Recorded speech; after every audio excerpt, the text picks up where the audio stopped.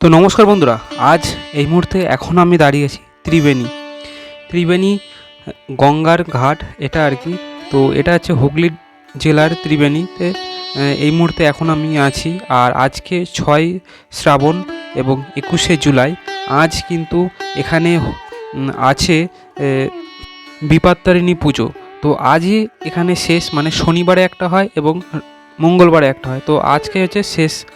তো আজকে তোমাদের দেখাবো ত্রিবেণীটা ঘুরে। এটা হচ্ছে কিন্তু সোজা যে রাস্তাটা আছে এটা আসছে তোমার ত্রিবেণী রেল স্টেশন থেকে, এবং বাদিকে যে রাস্তাটা আছে ওটা আসছে তোমার বাঁশবেড়ার দিক থেকে। এবং এই যে রাস্তাটা ধরে আমি যাচ্ছি এটা দিয়ে গেলেই কিন্তু সামনে পড়বে আমাদের ত্রিবেণী যে মহাশ্মশান, সেই শ্মশান ঘাট।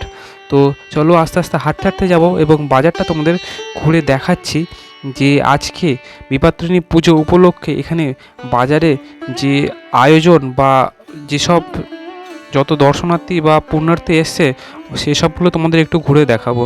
তো রাস্তার দু সাইড থেকে কিন্তু আমরা দেখতে পাবো যে যত রকম যে সামগ্রী লাগে পুজোর জন্য, মানে বিপত্তারিণী পুজোর জন্য আর কি, সেই সমস্ত সামগ্রী এখানে দেখতে পাওয়া যাচ্ছে এবং কেনাও যাচ্ছে। তো সেগুলিরই কিছু অংশ তোমাদের সামনে তুলে ধরবো। এই যে দেখছো রাস্তার দুই সাইড দিয়ে প্রচুর কিন্তু দোকানপাট বসেছে এই পুজো উপলক্ষ করে আর কি। এদিকে কিন্তু আছে অনেক রকমই দোকান। বেশ এই সামনে মোড়টা ঘুরলেই কিন্তু এখান থেকে শুরু হয়ে যাচ্ছে বড় বড় বাজার। এই যে কাকুটার হাতে এখানে কিন্তু এই যে লাল লাল সুতো, এইগুলো আর কি হাতে বাঁধা হয়, বিপত্তারিণীর সুতো নামে পরিচিত। এবং এখানে কিন্তু আছে ফলের দোকান। ফল এখানে কিন্তু যে 13 রকম করে ফল লাগে। আর এখানে কিন্তু একটা দাদাভাই প্যাকেট করে করে ফলগুলো বিক্রি করছে, যেগুলো কিন্তু মাত্র 50 টাকার বিনিময়ে 13 পিস ফল পেয়ে যাবে তোমরা পুজোর জন্য আর কি। তো চলো দাদার থেকে দেখে নেব। এবং এই সাইডটায় কিন্তু আছে যে হাতে বাঁধার যে সুতো সেগুলো, এবং দর্শকর্মা সমস্ত রকম পুজো আচ্ছাড়া সমস্ত রকম আইটেম কিন্তু তোমরা এখানে দেখতে পেয়ে যাবে এবং কিনতে পারবে। তো এবার আমরা চললাম আস্তে আস্তে শ্মশান ঘাটের দিকে বা গঙ্গার ঘাটের দিকে, ত্রিবেণী গঙ্গার ঘাটের দিকে। তো চলো আস্তে আস্তে যাই। এবং এখানেও কিন্তু প্রচুর দোকানপাট বসেছে। দেখে মনে হচ্ছে রাস্তাটা ফাঁকা, কিন্তু একদমই এই ভুলটা করবে না তোমরা, কারণ এইটা ফাঁকা রাস্তা না। সামনে কিন্তু প্রচণ্ড ভিড়, এবং আমি যতটা পারছি জ্যাম কাটিয়ে কাটিয়ে এসে ভিডিও করার চেষ্টা করছি। এবং এখানে কিন্তু ওই যে বাড়ি থেকে তৈরি করে আনা সন্দেশ, প্যাড়া, এগুলোই বিক্রি হচ্ছে দাদার কাছে।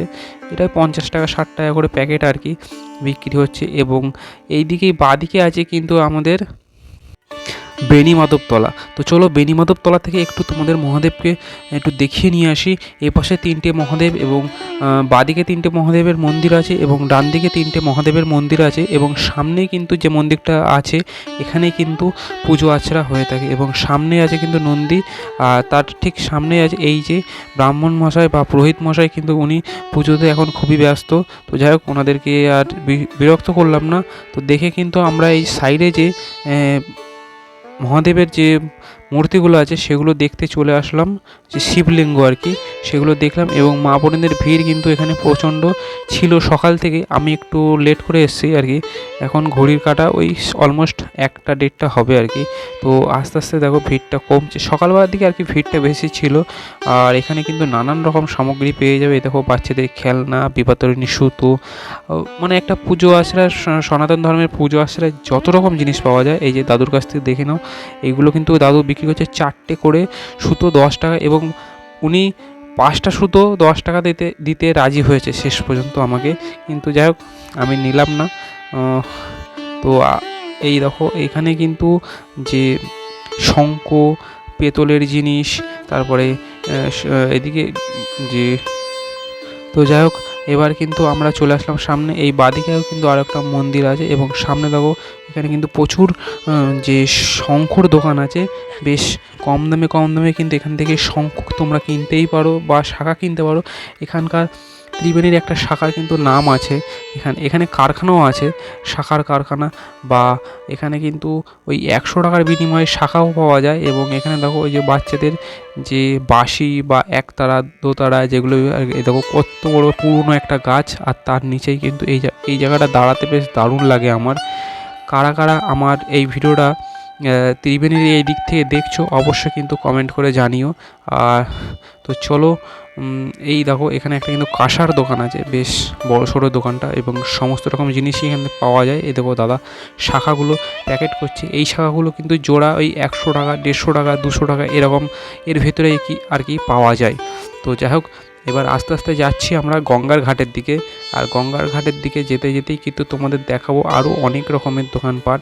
এই দেখো, গঙ্গার জল নেওয়ার জন্য কিন্তু এখানে জলের যে ড্রাম সেগুলো পাওয়া যায় 50 টাকা 60 টাকার বিনিময়।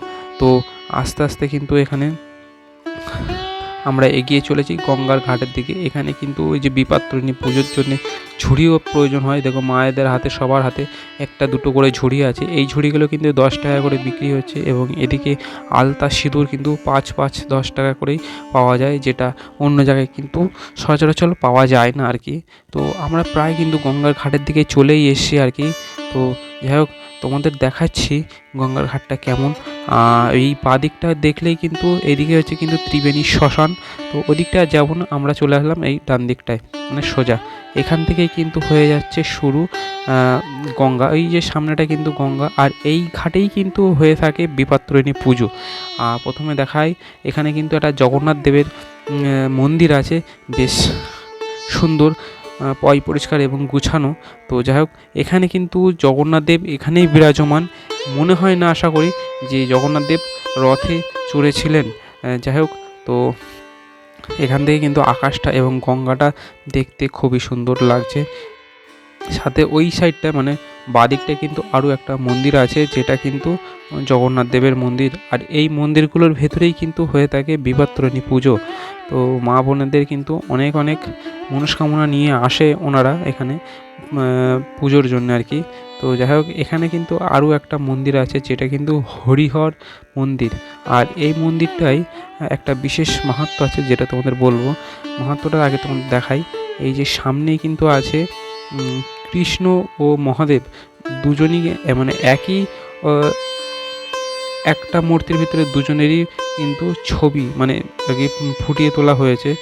একটা মূর্তির ভিতরে দুজনকে ফুটিয়ে তোলা হয়েছে, এবং এখানেও কিন্তু জগন্নাথ দেব, বলভদ্র এবং সুভদ্রা মা ওনারা কিন্তু বিরাজমান। এবং এই যে পুরোহিত মশাই কিন্তু সবার হাতে বেঁধে দিচ্ছে বিপাত্রণীর যে সুতো, সেগুলো মায়েদের হাতে। এবং এবারই শুরু হবে কিন্তু পুজো। যাই হোক, এখানে কিন্তু নিচের দিকে আসলেও দেখতে পাবো আমরা বেশ কয়েকটা দোকান, যেখানে কিন্তু আছে পুজোর সামগ্রী বিক্রি হচ্ছে। এবং এখানেই সামনে কিন্তু আছে গঙ্গা মায়ের মূর্তি। আর এই জায়গাটাতেও কিন্তু একইভাবে হয়ে যাচ্ছে বিপাত্রণী পুজো, যেটা কিন্তু মা বোনেদের কাছে একটা মানে এই মাসে, শ্রাবণ মাসের এই এই মানে আর কি বিপাত্রণী পুজোটা হয়ে থাকে। তো যাই হোক, ওনাদের কিন্তু কাছে কিন্তু একটা আবেগের ব্যাপার। আর এখানে কিন্তু ওই যে ঠাকুমারা, বয়স্ক ঠাকুমারা, ওনারা বসে থাকেন চাল পয়সা নেওয়ার জন্যে। এক একজনের কিন্তু চাল পয়সা নেওয়ার যে আদব কায়দা, সেগুলো কিন্তু সম্পূর্ণ অন্যরকম।